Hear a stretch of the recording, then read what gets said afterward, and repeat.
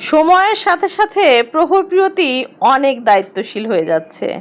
কেন বললাম? কারণ তার বাবাকে বাই করে দেওয়া, তার বাবার খাবারের ব্যাগটা এগিয়ে দেওয়া, একটা সময় রেগুলার বেসিসে কাজগুলো আমিই করতাম। কিন্তু এখন শুধুমাত্র মেয়েরা করে। আমি দূর থেকে তাদের দৃশ্যগুলো দেখি আর উপভোগ করার চেষ্টা করি। হ্যাঁ, তবে সকালবেলা উঠে আমি আমার দায়িত্বের মধ্যে যা কিছু ছিল মোটামুটি করে দেওয়ার চেষ্টা করেছি, যাতে সে সুন্দর মতো অফিসে যেতে পারে। আর প্রহরপ্রিয়তিও তার বাবাকে প্রতিদিনের মতো আদর করছিল, তার বাবাও তাদেরকে আদর করছিল।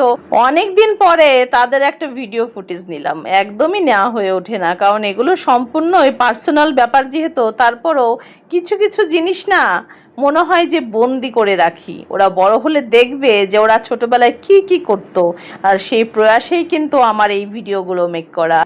এদিকে সংসারের পাট কিছুটা চুকিয়ে প্রহরপ্রিয়তিকে বললাম, মা আসো পড়তে বসো। যেহেতু প্রহরপ্রিয়তির আগামীকাল ইংলিশ ফার্স্ট পেপার পরীক্ষা হবে, এই কারণে পড়াতেই হবে, আর না পড়ালেও হচ্ছিল না।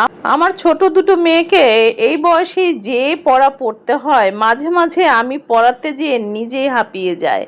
ইংলিশ ফার্স্ট পেপার পড়তে হয়, সেকেন্ড পেপার পড়তে হয়, সায়েন্স পড়তে হয়, রিলিজিয়ন পড়তে হয়, বিজিএস পড়তে হয়। নিজে মাঝে মাঝে তো ভুলে যায় যে ওদের এত সাবজেক্ট, আমি নিজেই ভুলে যাই যে কোনটা থেকে কোনটা পড়াবো। এদিকে পড়াশোনার পাঠ মোটামুটি চুকেছে, আমি রান্নাঘরে ঢুকেও গেছি ইতিমধ্যে। প্রিয়তি বলছিল, মা আমাকে কিছু কাঁঠালের বিচি দাও, ওইগুলোর খোসাগুলো আমি ছাড়াবো।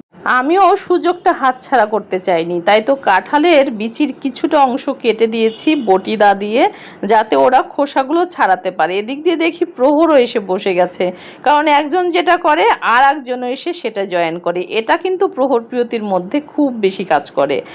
আজকে যেহেতু সকালে আমার রান্না বাড়া হয়ে গিয়েছিল, একটা কাজ পেন্ডিং রয়েছে, 2 দিন ধরে করা হয় নাই, খুবই অলসতা কাজ করছিল। ভাবলাম নিজের কাজটা যখন নিজেরই করতে হবে, ফেলে রেখে লাভ কি, করেই ফেলি। এই কারণে আমি কিন্তু মার নিয়ে আসা সেই খাঁটি সরিষার তেল দিয়ে দিলাম কিছুটা পরিমাণ, সাথে দিয়ে দিলাম অনেকগুলো শুকনো মরিচ, একটু পাঁচফোড়ন ফেলে দিলাম, আর একটু থেতো করা রসুন নিয়ে নিয়েছি। একটু রসুনের ফ্লেভারে একটু মিষ্টি মিষ্টি আচার তৈরি করব। আচারটা কিন্তু আমি অলরেডি টেস্টও করে ফেলেছি, ভালো হয়েছে। আবারও সেই অলসতা ভর করেছে, এখনো পর্যন্ত আচারে যে ফাইনাল মশলা সেটা দেওয়া হয়নি, যদি সন্ধ্যায় ভালো লাগে তখন দিব। আর এদিক দিয়ে আমি রসুন কুচিগুলো একটু লাল করে ভেজে নিয়ে একটু হলুদ গুঁড়ো দিয়ে দিলাম সামান্য পরিমাণ, আর সাথে দিয়ে দিব আমের টুকরোগুলো। এখন আমের টুকরোগুলোকে খুব সুন্দর করে একটু ভেজে নেব লবণ দিয়ে, আবারও কিছুটা হলুদও দিয়ে দিব, একটু শুকনো মরিচ গুঁড়ো দিয়ে দিব। আচারের জন্য যা যা প্রয়োজনীয় মশলা মোটামুটি লাগে সেগুলো দেওয়ার চেষ্টা করব। আর পরিমাণ মতো 2বার করে কিন্তু আমি লবণ দিয়ে দিলাম, কারণ অনেকগুলো যেহেতু আম, এইগুলো আমি খুব সুন্দর করে এই তেলের মধ্যে একটু ভেজে নিব, যাতে করে এক্সট্রা যদি জল থেকেও থাকে সেটা আর আচারের মধ্যে না থাকে। কারণ জলের স্পর্শ পেলেই কিন্তু আচার নষ্ট হয়ে যায়, আচার কিন্তু অন্য কোনো কিছুতে নষ্ট হয় না। আচারগুলো নাড়তে নাড়তেই প্রহর ডাকছিল, মা দেখে যাও আমরা বিচিগুলো কি সুন্দর করে বেছে ফেলেছি।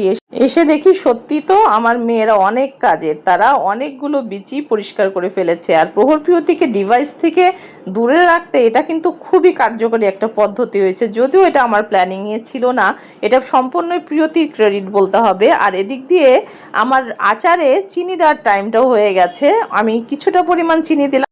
আচারটা বানানোর আগে এই আমটা আমি মুখে দিয়ে দেখেছিলাম, এই আমটা ঠিক টক আম না, এটা কাঁচা মিঠা টাইপের আম, এই কারণে খুব বেশি চিনি আসলে আজকে আচারে দিতে হবে না। কিছুটা পরিমাণ ভিনেগার আমার ফ্রিজে ছিল, সেটাও নিয়ে এসেছি, সেটা প্রয়োজন মতো দিয়ে দিচ্ছি, কারণ ভিনেগার দিলে আচারটা অনেক দিন ধরে সংরক্ষণ করা যায়, এটা তো আমরা সবাই জানি।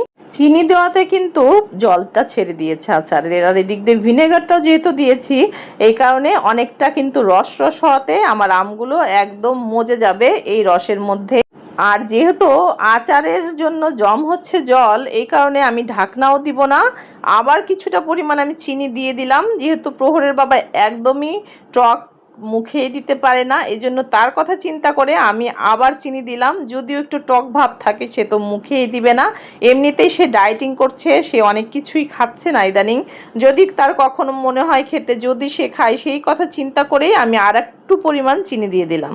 আচার বানানো শেষ করেই আমি প্রহরপ্রিয়তিকে স্নান করিয়ে দিয়েছিলাম, আর আমিও স্নান করে আমি এসেছিলাম একটু ধূপকাঠি দিব জন্য।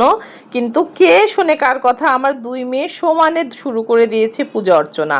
অবশ্য হ্যাঁ, এগুলোও শেখার দরকার আছে। দুইজন দুজনের সাথে প্রতিযোগিতা করছিল কে কিভাবে ঠাকুরকে পূজা করবে। যাই হোক, তাদের এই অভ্যাসগুলো গড়ে ওঠার দরকার আছে, কারণ ধর্মীয় আচার অনুষ্ঠান তাদেরও বোঝার দরকার আছে। আমি প্রহরকে বলছিলাম, ঠিক আছে মা, তুমি তোমার মতো করে একটু পূজা দাও, যেহেতু আসলে আমার বাসা ছোট হতে ওইভাবে পূজায় দেওয়া হয় না, মোটামুটি ছোট আকারেই আমরা পূজা করি। প্রতিদিনের পূজা যেটা দিতে হয় সেটা কিন্তু নিয়মিতই দেওয়া হয় আমার বাসায়। আর প্রহর খুব সুন্দর করে ধূপকাঠি দেখাচ্ছিল। আর আমাদের বারান্দায় যেহেতু একটা তুলসী গাছও আছে, প্রহর কিন্তু সেই তুলসী গাছকেও পূজা দিতে একটু ভুলে নাই।